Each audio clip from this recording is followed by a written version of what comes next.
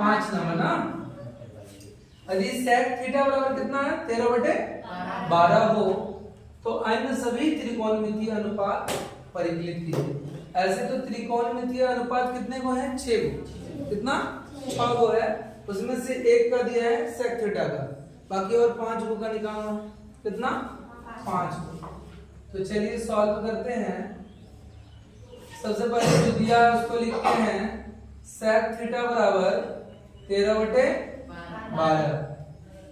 तो त्रिकोणमितीय अनुपात में हम लोग ट्रिक के माध्यम से याद रखे थे, एक बार बता दो तो वो ट्रिक क्या है।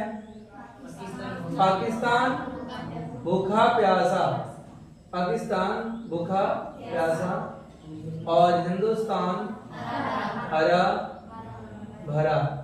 ट्रिक इसकी माध्यम से ही सब निकालें। हाँ चलिए, तो अभी sec थीटा का क्या होगा, सबसे पहले जानना है ये sin का है, ये cos का और ये tan। तो sin का cos का, sec किसका उल्टा होता है, sec किसका उल्टा होता है cos का, किसका cos का।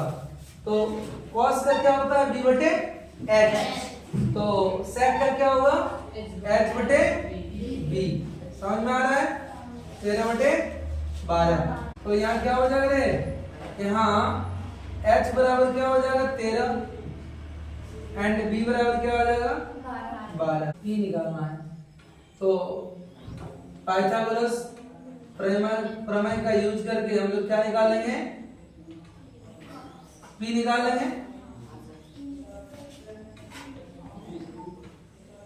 क्या कहता है पाइथागोरस प्रमेय कि p² + b² बराबर h²।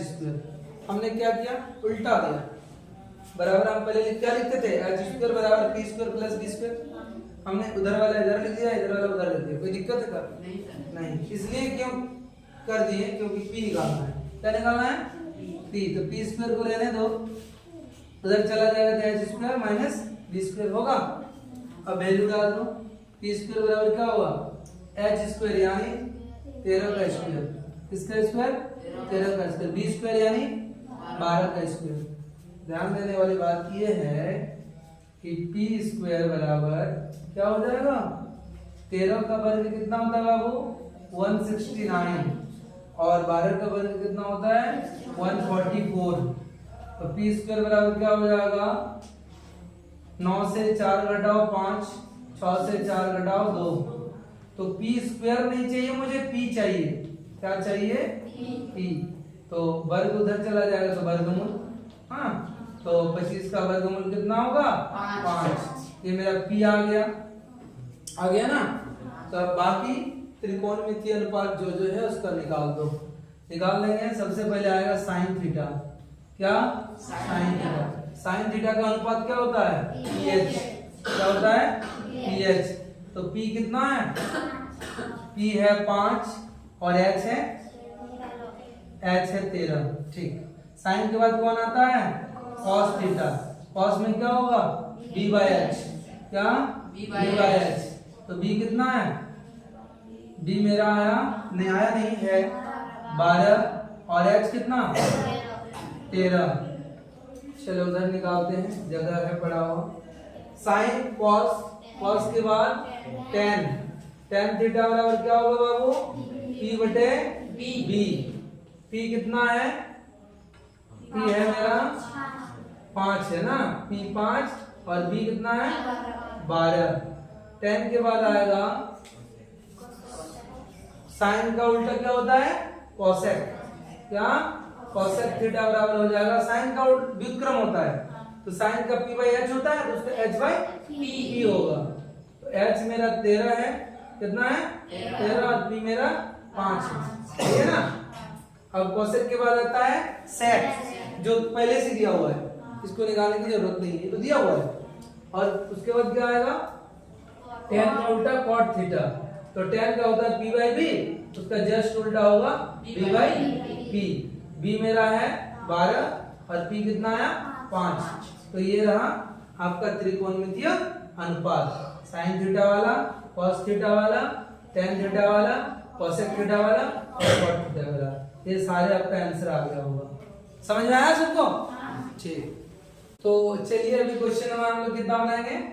6।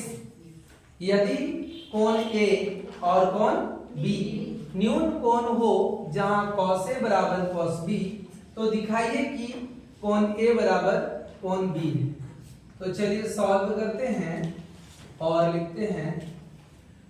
बोला गया है कि कोण A और कोण B न्यून कोण है, न्यून कोण है। सिद्ध करना है या प्रूव करना है या दिखाना है। क्या सिद्ध करना है? सिद्ध करना है कि कोण A बराबर कोण B। दिया है cos A बराबर cos B।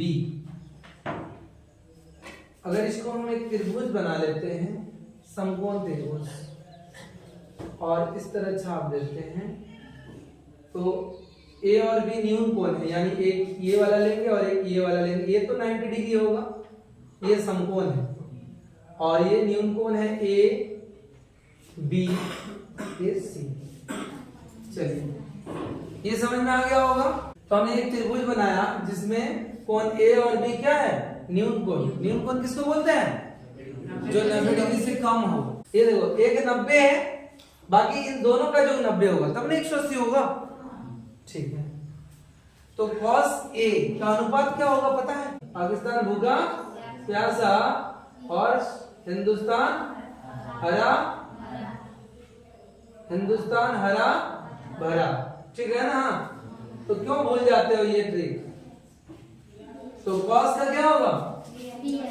BH। कौन A की बात कर रहे हैं? कौन A की, तो इस कोण की बात करेंगे।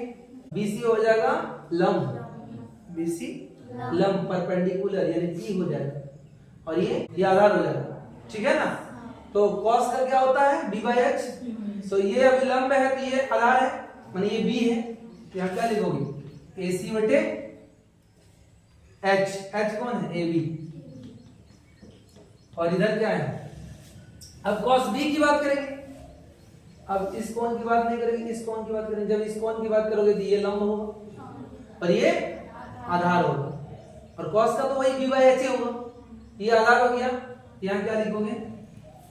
BC बटे H कौन है? AB है ना जी? चलिए अब क्या करिएगा? AC को रहने दो। किसके रहने दो? AC को रहने दो। और उधर क्या है? BC बटे AB। ये जो AB है इधर बटे में उधर जाएगा तो गुना में होगा या नहीं होगा? ये AB कैंसिल होगा कि नहीं होगा? तो AC बराबर क्या बचेगा? BC। और आपको पता है इसी त्रिभुज में अगर दो भुजा क्या हो? बराबर हो। ये है AC और ये है BC। जब दो भुजा बराबर हो तो उसके आमने सामने कोण भी क्या होते हैं? बराबर। याद है वो प्रमेय? याद है। तो क्या लिख देंगे? हम यहां लिख देते हैं। AC के सामने वाला कोण कौन सा है? कोण B है कि नहीं? और भुजा BC के सामने वाला कोण कौन है? A। इसी को प्रूव करने बोला था सर। A तो आगे है और B बाद में है, तो कर सकते हैं इधर उधर, इसको इधर कर दिया, इसको इधर कर दिया। यही हमें क्या करना था? प्रूव्ड करना था, और ये हो गया प्रूव्ड। समझ में आया?